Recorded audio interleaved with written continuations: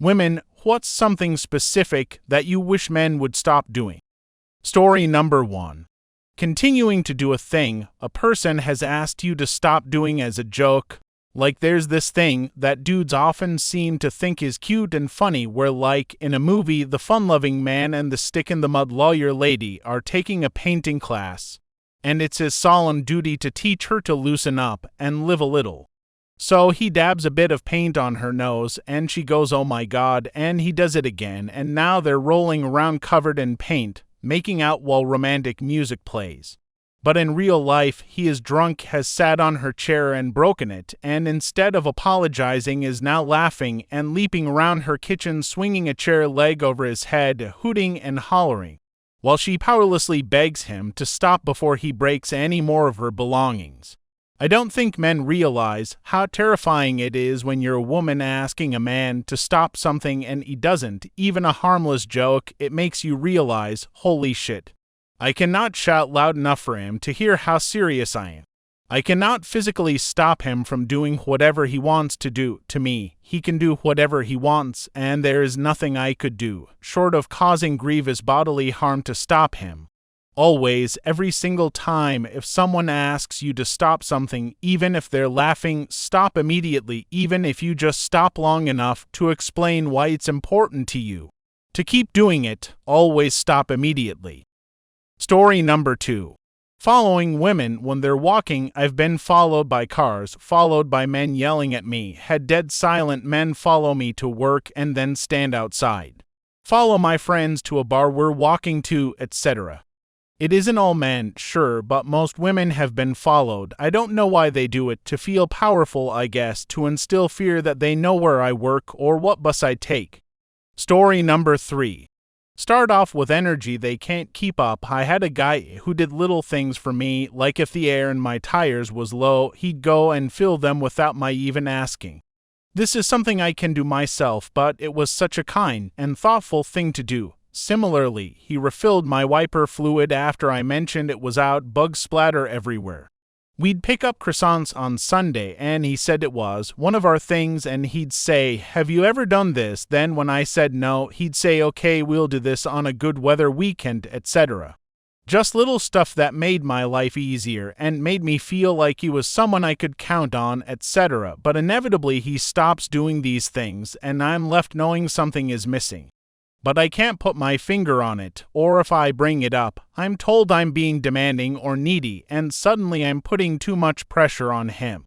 Like, "No, babe, I was just wondering if you still wanted to go up to the lake you've been hyping up so we could go jet skiing like you suggested."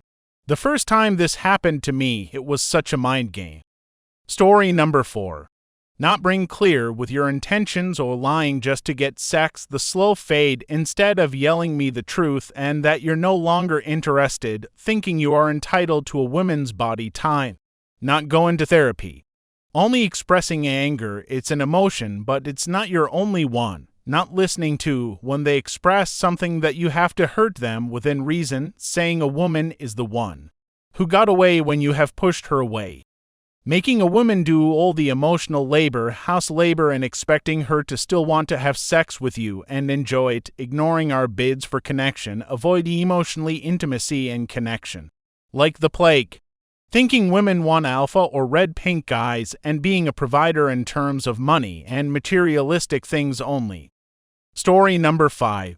I hate when my male friends tell me how to get better when playing bowling or pool or basketball, when in a non-sport context, like we are drinking beers and having fun on a Saturday night, with loud music and drunk crow.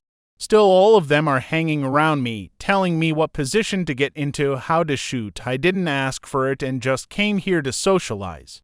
The funny thing is, they are very unfit when I am a very good runner, often run race, work out a lot. They are out of breath the second they start playing basketball. Yet they teach me things every single time I have the ball in my hands. I am not even bad at any of these sports. Story number 6. This one drives me crazy.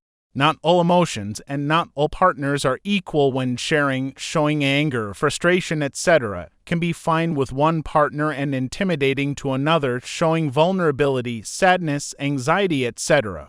to one partner may lead to empathy from one partner and may be looked at as you're weak from another. The real ask here, I think, is that we understand what emotions are acceptable to show and when. It's exhausting sometimes, and the path of least resistance is often bottling up. Not that it's right or healthy, but if you've seen the looks in your partner's eyes, that says you're intimidating them on one side, or that they see you as weak on the other side of the spectrum, it's hard not to default to bottling it up. Story number 7.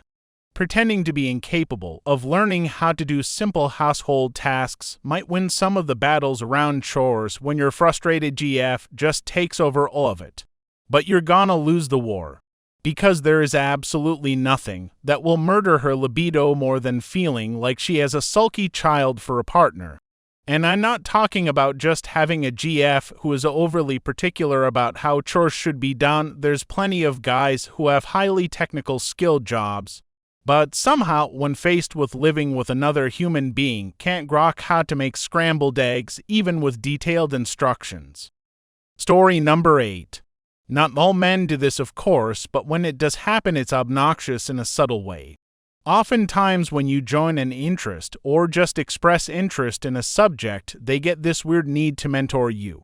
It's like they try to adopt you and put themselves into a position of being your teacher, and they think they're being kind, but they end up talking down to you. It's especially egregious if you actually are well versed in the subject, but they just assumed you must be a beginner compared to them.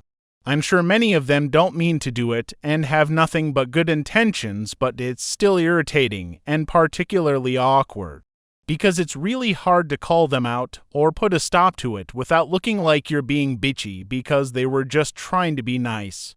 It's not inherently bad to want to help someone out, but maybe wait for a signal that they want and need the help. Maybe consider it in your head first for a second, to make sure you actually have a reason to assume that you know more than they do, and you're not making a snap judgment. I know there must be women who do this as well, but in my anecdotal experience it's usually men, and sometimes men who just feel weird need to be more of an expert than you are. Story number 9. Obsessing isn't the right word, but I would say I wish they would stop obsessing over the friend zone. I think the friend zone is real, and women can certainly be friend zoned as well, so while I totally understand the frustration and disappointment that it might be to find yourself in that position, the way I see a lot of men complain about it, that's what I would love to see stop. So here's the trick: how do you get out of the friend zone? Don't be friends with that person. Just like someone isn't obligated to date you or sleep with you, you're not obligated to continue a friendship you're not interested in. You are 100% allowed not to be interested in a friendship. If you're wanting a relationship and she doesn't, and she is wanting only a friendship and you're not, leave. That's that. It's okay. It happens.